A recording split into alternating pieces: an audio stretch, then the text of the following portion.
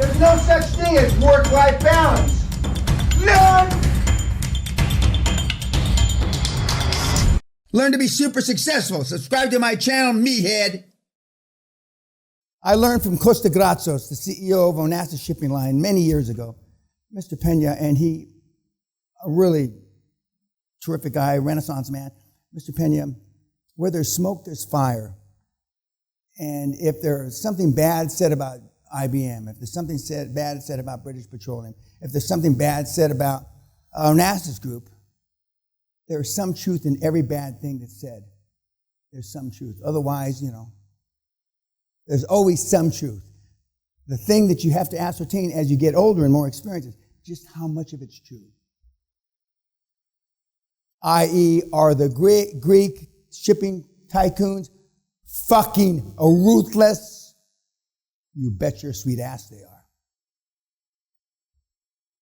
Are they, do they eat babies and shit? Yes, they do. So it's your job, and that's why when you have a dream team, they will know. Oh, fuck, when I was in Sichuan, blah, blah, blah. When I went over there as a guest of the Sovereign Fund, the Chinese government, we were going to buy 18 power plants. 18.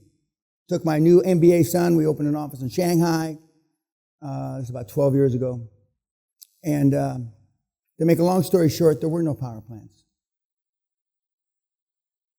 They had videos, little happy Chinese people working in them. There weren't any fucking power plants. They had built a pretend power plant, but you go check, the bricks are like 6 months old in the power plant. These are supposed to be power plants from before World War II.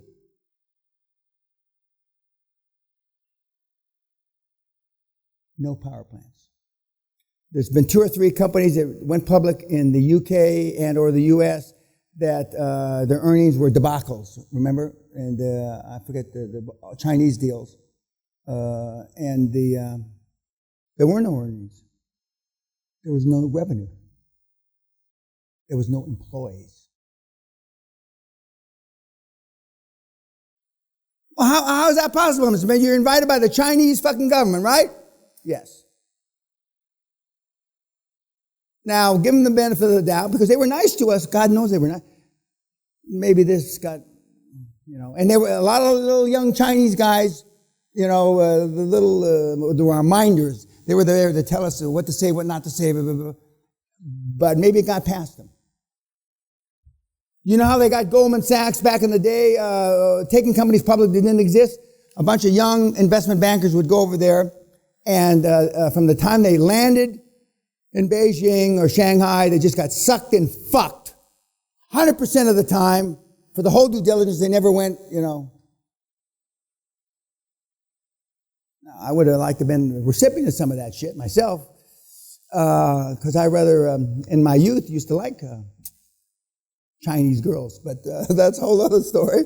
And then they come back, and they put a board together, just like you're going to put together, and they pay off the board to represent a shell company that has no assets. And it still happens today. So when I tell you they're going to fuck you, they're going to fuck you.